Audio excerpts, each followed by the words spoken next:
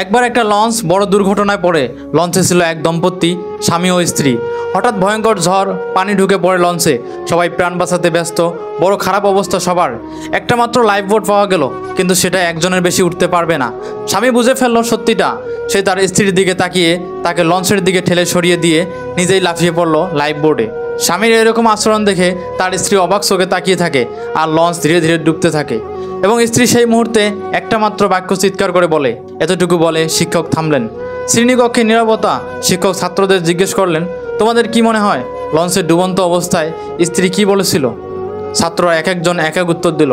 কেউ বলল, তুমি একটা কুলঙ্গার, এটা বলেছিল। আমি কি বুঝিনি তোমার আসল চেহারা? এরকম সব রাগ আর দুঃখের কথাই বলল সবাই। শুধু ক্লাসের এক মেয়ে চুপ করে বসেছিল। শিক্ষক তার দিকে তাকিয়ে বললেন, তোমার কি মনে হয়?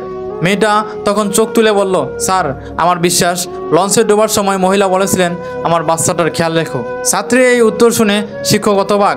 তিনি জিজ্ঞেস করলেন, তুমি কি আগেই গল্পটা শুনেছিলে? মেয়েটা মাথা নেড়ে বলল, হ্যাঁ। সে বলল, আমার মা মারা যাওয়ার আগে বাবাকে একথাই বলেছিলেন। এরকম উত্তর শুনে শ্রেণীকক্ষ নিস্তব্ধ। শিক্ষক আবার বলা শুরু করলেন, লঞ্চটা ডুবে গেল। স্বামী একা ফিরে গেল বাড়িতে। মেয়েকে ভালোবাসায় যত্নে মানুষ করলো। সেই মেয়ে একদিন বড় হয়ে বাবার ডায়েরি পড়লো। ডায়েরিতে লেখা ছিল, তোমার দেহে ক্যান্সার ছড়িয়ে পড়ছিল। জানি তোমায় বাঁচার সম্ভাবনা ছিল না, তবু তোমার চোখে চোখ রেখে কিছু বলতে পারিনি। যখন শেষ মুহূর্ত এলো, আমি নিজেকে থামাতে পারিনি। আমারও তোমার সঙ্গে ডুবে যেতে ইচ্ছে করছিল, কিন্তু মেয়েটার মুখটা ভেসে উঠল চোখের সামনে। তাই আমি পারিনি। তুমি আমাকে ক্ষমা করো। এই গল্পটা শুনে আমরা অনেকেই প্রথমে অবাক হই। একজন স্বামী যিনি নিজের স্ত্রীকে ডুবন্ত লঞ্চে ঠেলে দিয়ে নিজের লাইফ বোটে উঠলেন। এটা কি স্বার্থপরতা, নাকি এটা ছিল প্রেমের সবচেয়ে কঠিন রূপ? এই প্রশ্নটাই আমাদের ভিতরে ঝড় তোলে। আমরা যখন রাগ করি, কারো আচরণ ভালো না লাগলে আমরা খুব দ্রুত তার বিচার করে ফেলি। এই লোকটা খারাপ, ও মিথ্যা বলছে, সে বিশ্বাসঘাতক, এরকম নানান কথা বলে থাকি। কিন্তু প্রশ্ন হলো, আমরা কি সব কিছু জানি? আমরা কি তার ভিতরটা দেখেছি কখনো? এই গল্পে স্বামী বেছে নিয়েছে বেঁচে থাকার কঠিন পথ। সে নিজের ভালোবাসার মানুষকে হারিয়ে ফেলে একা জীবন কাটিয়েছে।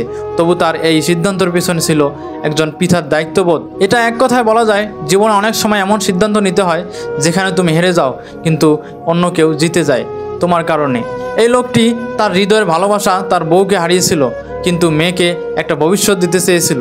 এই গল্প আমাদের জীবনে আরেকটা আয়না দেখায়। পৃথিবীতে সব ভালো মানুষ হাসি মুখে আসে না। তাদের কেউ হয়তো গম্ভীর, কেউ চুপচাপ, কেউ বা ভুল বোঝা মানুষ। তুমি জানো, অনেক বাবা তাদের ভালোবাসার শব্দ প্রকাশ করে না। তারা কাজের মাধ্যমে, ত্যাগের মাধ্যমে ভালোবাসেন। একটা মেয়ের জীবন গড়ে দিতে সেই মানুষটা নিজের স্বপ্ন, নিজের ভালোবাসা, এমনকি নিজের সম্মানও বিসর্জন দেন। এই গল্পটি শুধু একটা দুর্ঘটনার গল্প না, এটা মানবিকতা, ত্যাগ, ভুল বোঝাবুঝি ও নীরব ভালোবাসার গল্প, যা আমাদের চারপাশেই প্রতিদিন ঘটে, বাট আমরা দেখি না বা বুঝি না। এই গল্প থেকে কয়েকটি শিক্ষা।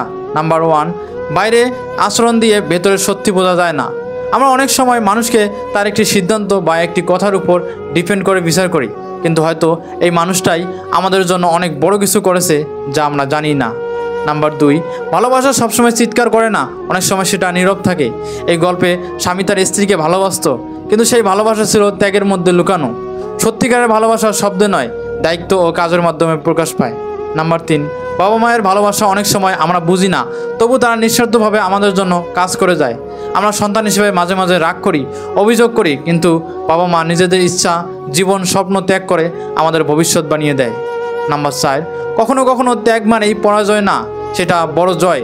গল্পের এই স্বামী পরাজিত হননি। তিনি একজন সফল বাবা ছিলেন, একজন নায়ক ছিলেন, একজন নীরব ভালোবাসার প্রতীক ছিলেন। নাম্বার 5, জীবনে বিচার করার আগে শুনো, বোঝো, তারপর বলো।